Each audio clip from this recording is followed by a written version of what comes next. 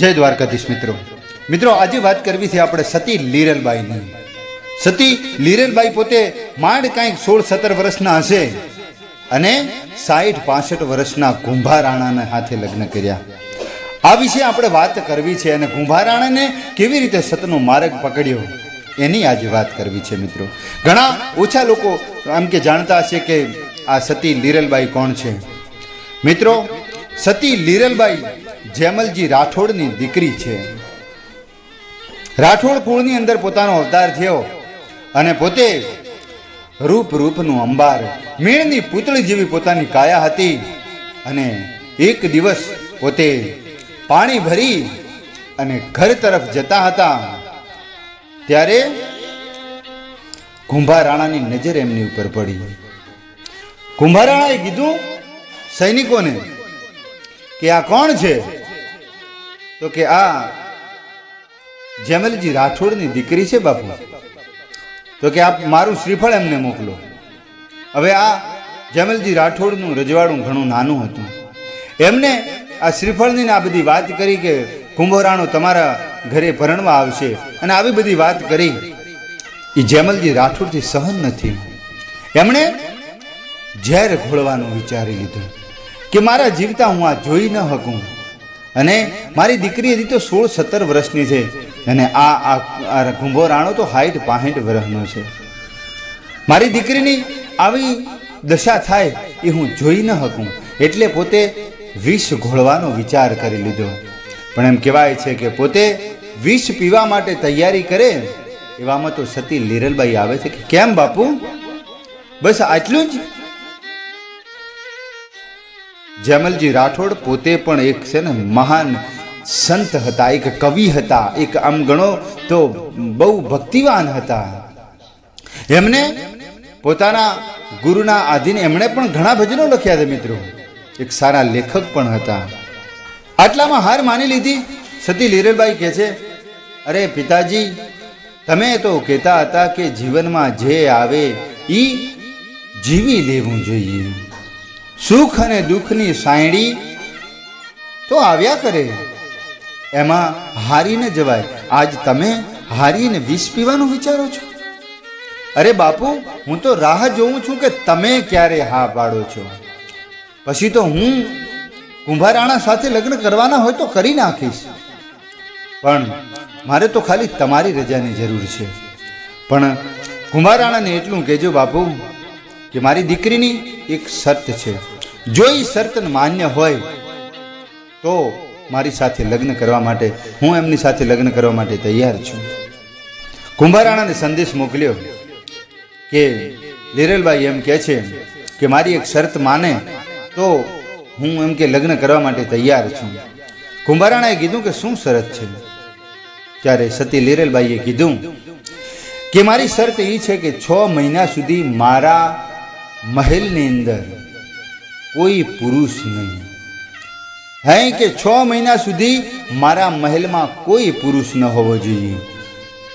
કુંભારાણાને એમ થયું કે 6 મહિનાની જ વાત છે ને, કાંઈ વાંધો નહીં, કોઈ નહીં આવે તમારા મહેલે, કોઈ પુરુષ તમારા મહેલની આજુબાજુ પણ ફરક છે નહીં। મિત્રો, એમ કહેવાય છે કે કુંભારાણાને 1500 રાણીઓ હતી અને 1500 મહેલ હતા અને એની ઉપર આ એક મહેલ વધ્યો અને એમ કહેવાય છે કે સતી લીરલબાઈએ પોતાના મહેલની અંદર પોતાના જે રહેઠાણું છે ત્યાં આગળ પોતે ભજન ચાલુ કરી દીધા અંદર। એમ કહેવાય છે કે કુંભારાણાના ભાઈ બાયલ રાણા, આ બાયલ આજે ચોકી કરે છે। બધા આ જે મહેલો છે એ બધા મહેલોની ચોકી કરે છે, એમ કે ભાભીમાને કોઈ તકલીફ ન હોય, કોઈ તકલીફ પડે તો એમ કે આ પોતે એ ચોકીએ ત્યાં હતા, કારણ કે ઘરનો માણસ હતો।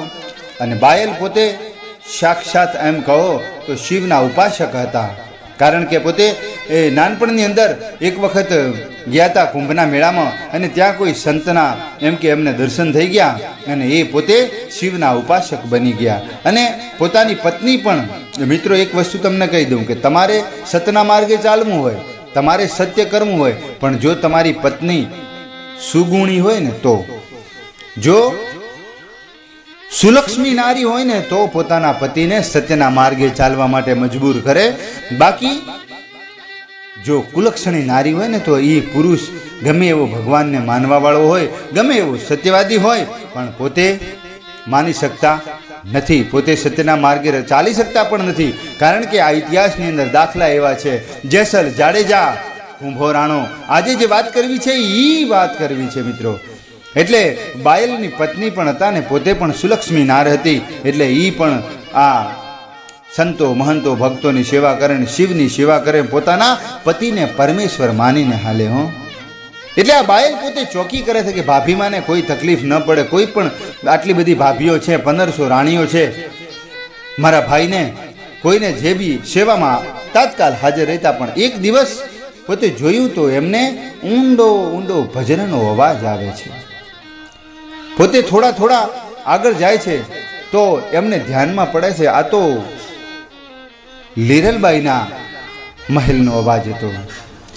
ત્યાં જઈ અને પોતે ઉભા રહ્યા છે અને પોતે દરવાજો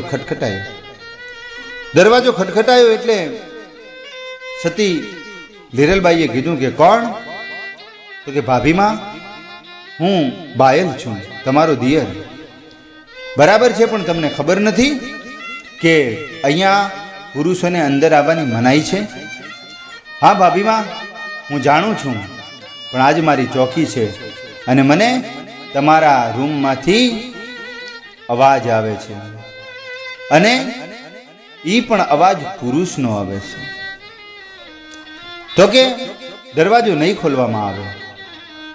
તો કે દરવાજો ખોલો ભાભીમાં, નહીંતર હું દરવાજો તોડી નાખીશ. આજ મારી ચોકી છે, હું અધિકારી છું, મારે ચેક કરવાનો આજે અધિકાર છે. માં, દરવાજો ખોલી નાખો, નહીંતર હું તોડી નાખીશ. ત્યારે સતી લીરલબાઈએ કીધું કે બાયલ, તો મનના દરવાજા તોડી નાખો.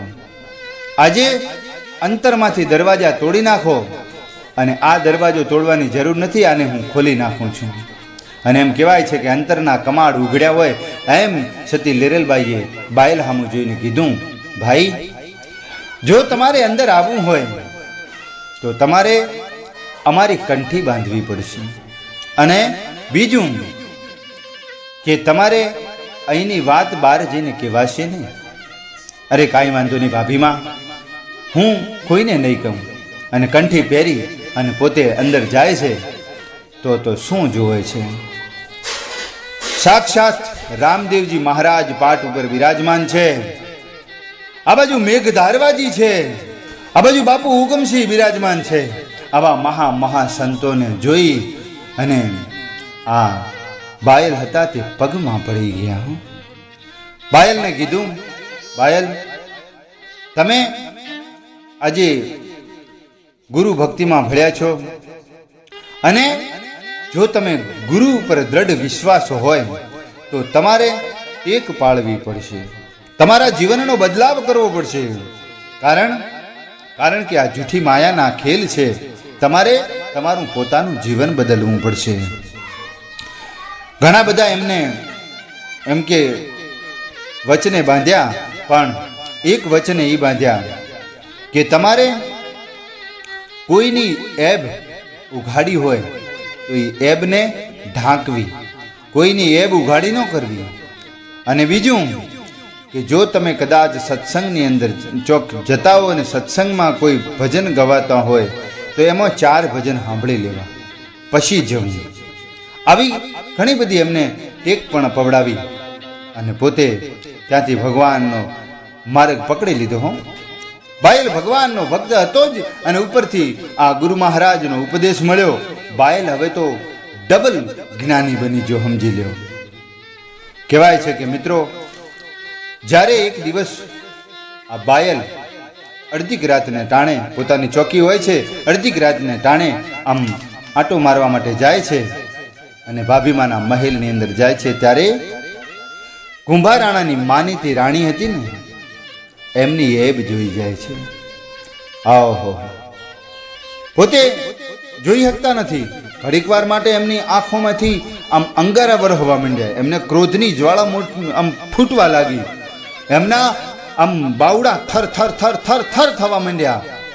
પણ એકદમ ગુરુનું વચન યાદ આવી ગયું કે કોઈની એબ ઉઘાડી ન કરવી, એને ઢાંકી દેવી. એટલે પોતે જે ધાબળો ઉડ્યો હતો એ ધાબળો માથે ઓઢાડી અને રાતના અંધારામાં પોતે નીકળી ગયા છે. સવાર પડ્યું અને ભાભીમાં જોવે છે, આ રાણી જોવે છે તો એમના ઉપર કાંબળો હતો. એ કાંબળો બાયલનો હતો. ઓહો, બાયલ મને જોઈ ગયો. હું રાણીને એમ થયું કે મારો દિયર મને આજ જોઈ ગયો છે. માટે એની એક યુક્તિ કરી કે આ જે બાયલ છે એને મસ્તક કાપ્યા વગર, હવે એને માર્યા વગર કોઈ મેળ નહીં આવે. એટલે એણે 3-4 જણા એમના સિપાહીઓને, અંગત સિપાહીઓને બોલાવી અને કહેવામાં આવ્યું કે સવારે 5 વાગે હું બાયલને મોકલીશ ફૂલવાડીમાં, તમે ત્યાં આગળ ઊભા રહેજો. મારે બાયલનું માથું સવારે 5 વાગે જોઈએ છે.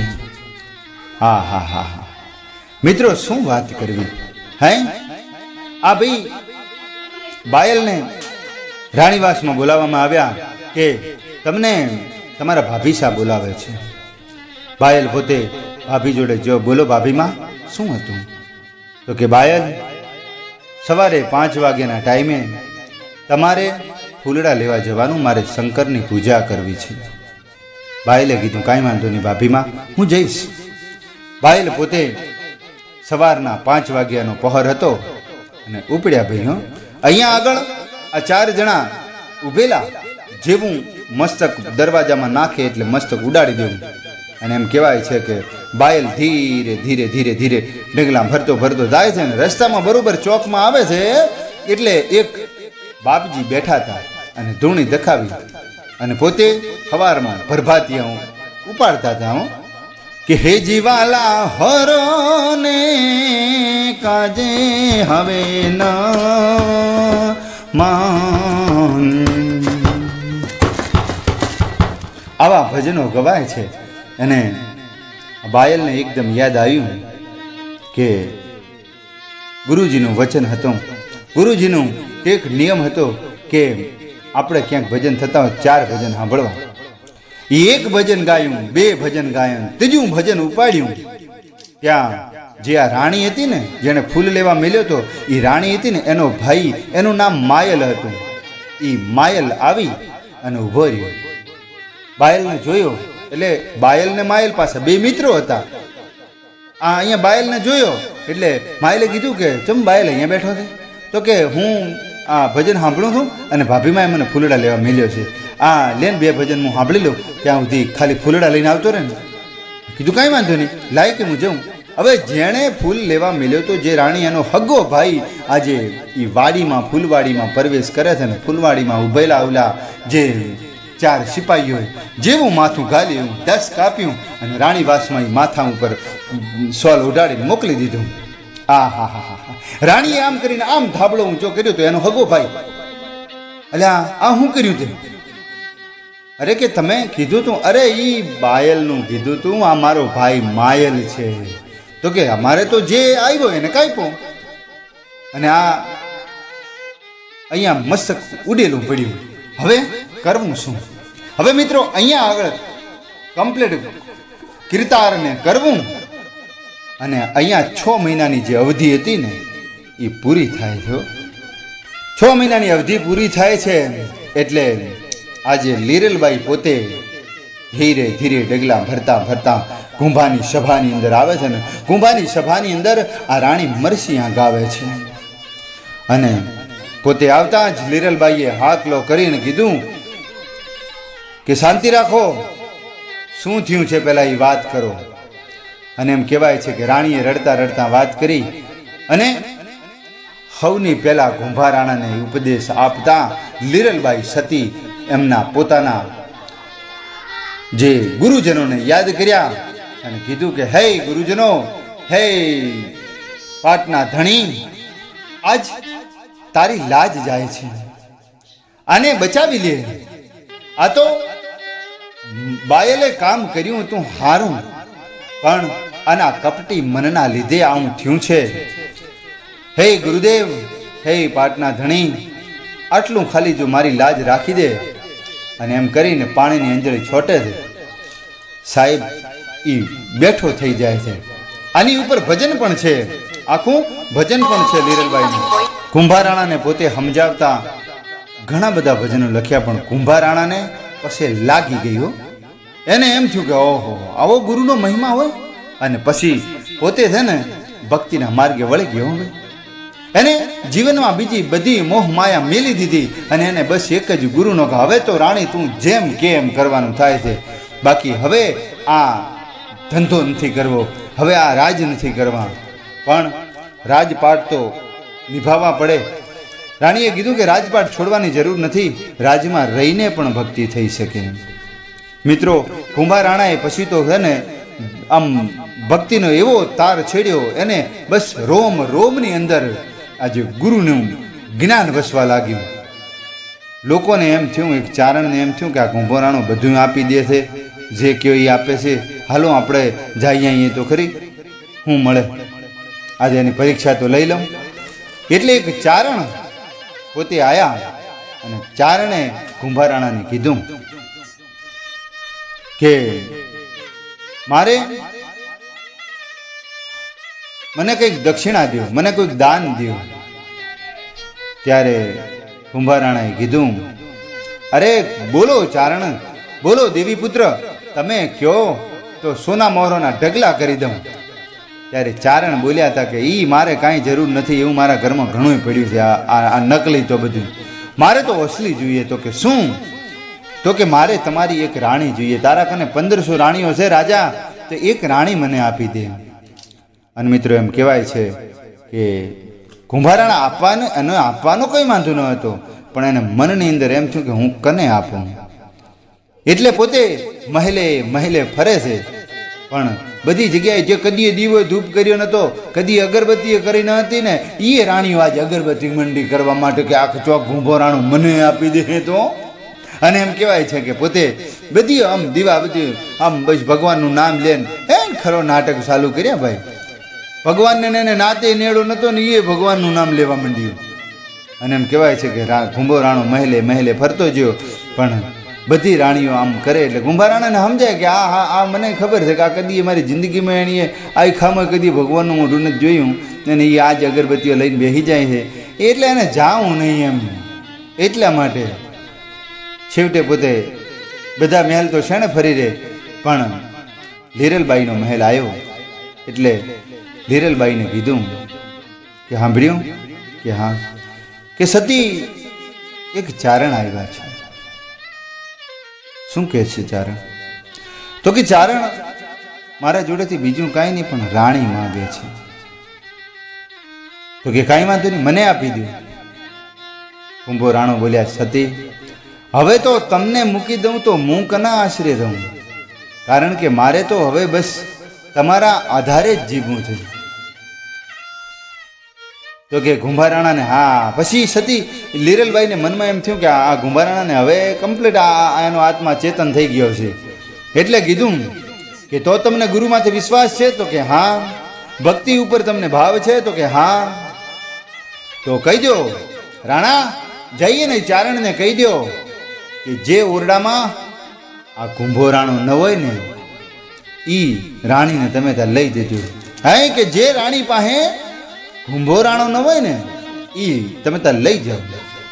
અને એમ કહેવાય છે કે એ દિવસે ગુરુના પ્રતાપથી એક એક કુંભો અને એક એક રાણી આવા 1500 મહેલની અંદર ચારણ ફરી અને ચારણ પગમાં પડી અને જતો રહ્યો. તો વિચાર કરી લો મિત્રો, તમે વિચાર કરો કે એક 16-17 વર્ષની દીકરી, એક 16-17 વર્ષની આ રાઠોડ પરિવારની દીકરી, જેણે 65 વર્ષના કુંભારાણા સાથે લગ્ન તો કર્યા, પણ એની શાન ઠેકાણે લાવી દીધી. અને એને એટલા પછી તો કુંભારાણાનું તો ઘણા બધા એમ કે કહેવાય છે કે અત્યારે ઇતિહાસની માલિપા દાખલા બોલે છે, પણ મિત્રો વિચાર કરો કે આ સતીઓના કામ કેવા છે, અને જો આ સતીઓ ના હોત તો પુરુષ કોઈ દિવસ સત્યના માર્ગે ન હાલતા હોય.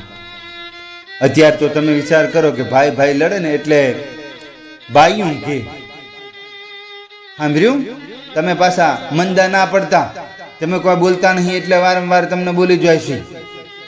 એ હરખીની થામા, હલક પદુડીની થામા, જિંદગીમાં કાંઈ લઈને જવાનું નથી, અને ભાઈ ભાઈને હું કામ ઝઘડાવે.